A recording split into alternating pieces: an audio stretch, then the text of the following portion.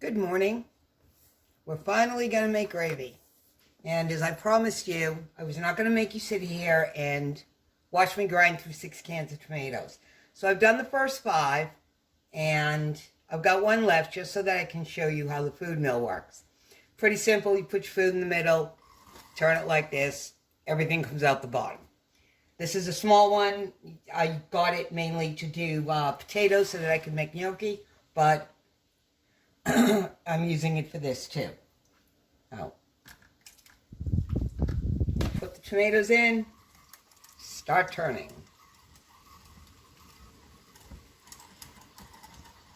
Pretty simple, it does all the work itself. I have no idea. It's 70 degrees out here today, and it was like that yesterday too, and the wind's blowing, so I don't know, allergies, who knows. Yeah. And what this does is that this takes out the few seeds that are left and whatever skins are left on in the processing, although they do come peeled. And you just keep turning it till everything is ground up and pushed through the bottom.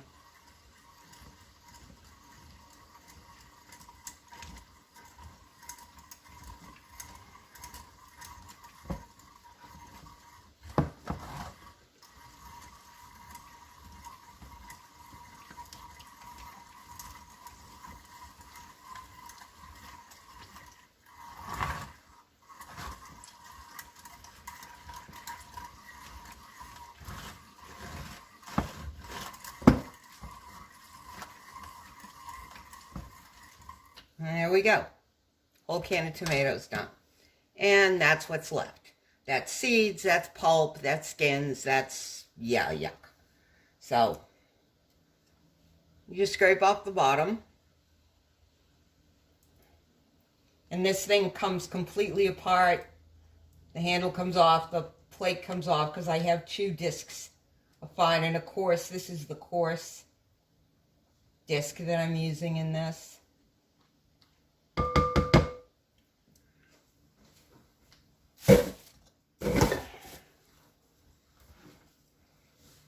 And we're going to add that into the pot. And normally I don't make a pot this big. I also don't use 6 cans of tomatoes, but I'm having more people than normal. So again, I don't know how much of anything I put in any of this, so I started measuring this morning. Usually it's, a can of water to 2 cans of tomatoes. So I started measuring it all out.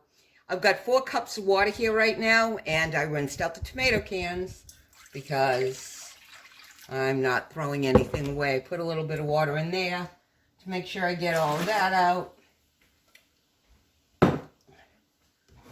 Pour the rest of the water in. This is a very simple gravy. I do not add vegetables. There's no onions, there's no garlic, there's no, loose ground meat in here. 2 12-ounce cans of tomato paste for these 6 cans of tomatoes. So, I'm just going to put those in. And yes, I'm wearing an apron today because this splashes. Tomato ruins everything. Yay me. So,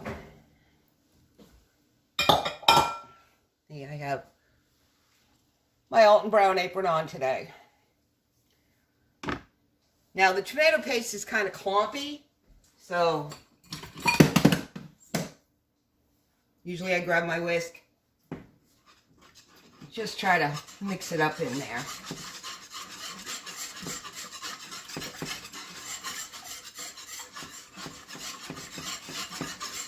Just to break it up a little bit.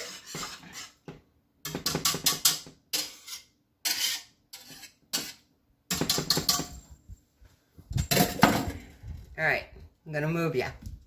Hang on a minute. This is a 20-quart stock pot. I use it to make chili. I use it on the holidays to make this much gravy. I don't usually use this for anything else. I usually use my 6-quart Dutch oven because I'm only using a smaller amount of tomatoes. All right, so the tomatoes are in here, the paste is in here, and now we're going to add some seasonings. Now, this is very, very simple and very basic. I don't add a lot of anything. These are tomatoes. They need salt, and they need a lot of salt. So,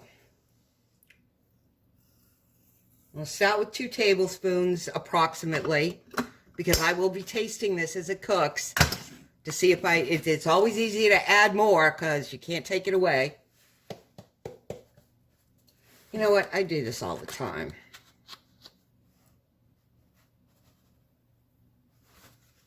About a tablespoon of black pepper. I'm not a big oregano fan. I don't like it to taste it. I think it can be kind of overpowering, but that's maybe a tablespoon of dried oregano.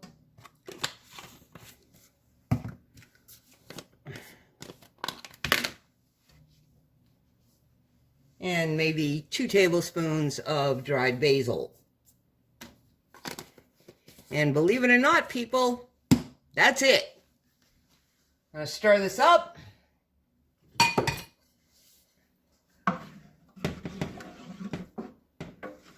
And I'm going to put this on medium-low to low. Because I just want to start getting it warmed up so that I can judge how thick it is. I want that tomato paste to meld in there. If it's too thick, I will add more water. If it's too thin, I just let it cook a little bit longer. And I don't want anybody to at me that I didn't put wine in here. I don't drink. I don't like the taste of it. I have tried doing it with the red wine. It's awful. And, well, to me, it's awful. Growing up, I never saw my mother or my grandmothers, either one of them, ever put wine in the gravy. I don't know if they did or not. I know my mother did not. So this is just how I do it. All right, now I'm going to put this on medium, low. I'm going to let this come to a simmer, and I'm going to let it cook down for a couple of hours because I have a friend who does not eat ground meat, and I'm going to be putting meatballs and sausages in here.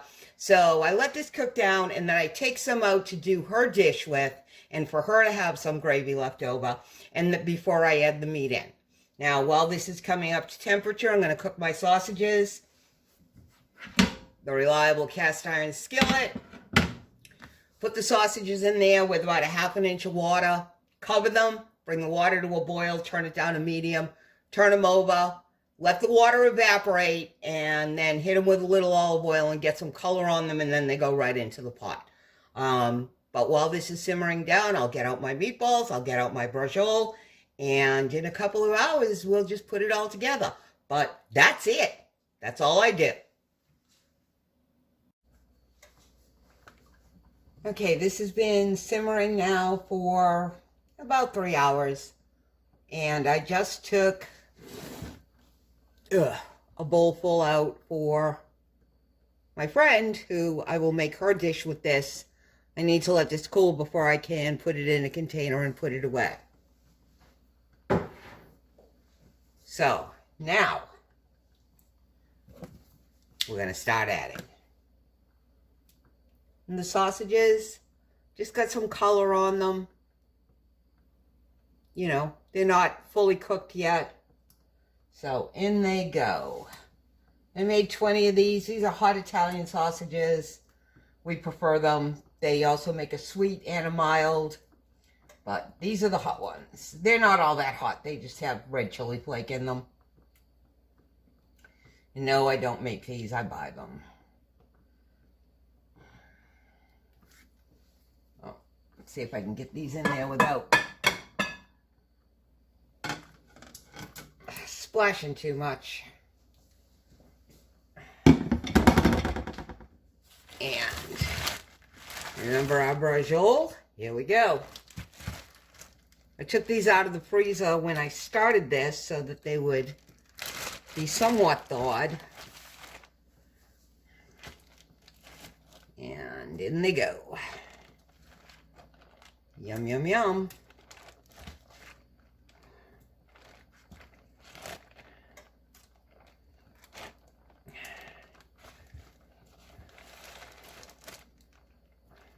Come on.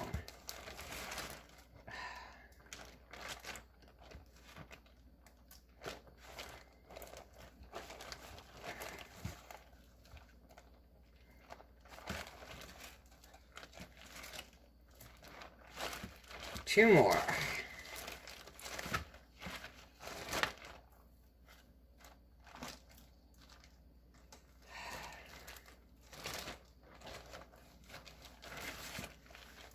Okay. And last but not least,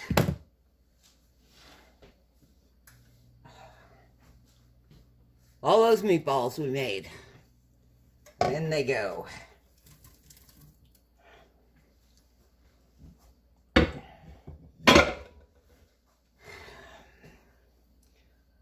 Now I'm just going to stir this up, get that meat all in there. Get everything under coated.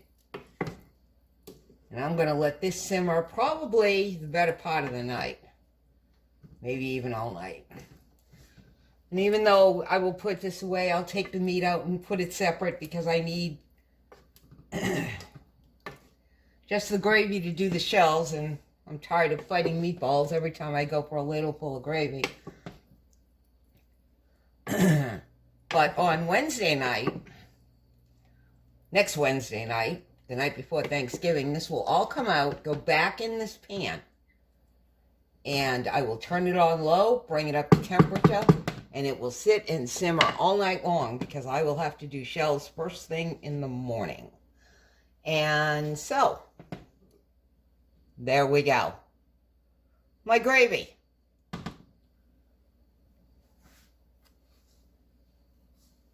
Like I said, basic, simple, easy. As this simmers, all of these meat flavors will blend in. There's cheese, there's beef, there's salt and pepper and just all kinds of flavors. And the meat will just blend in with all of that tomato. The tomato will suck it up and it will be an incredible blend of flavors. Other than that, that's all I do. So I figured out that for me to do shells, I'm going to have to do shells before next Wednesday because I usually do those in the morning, Thanksgiving morning. So I might get lucky and have shells for dinner before then. But anyway, thanks for stopping by. Bye.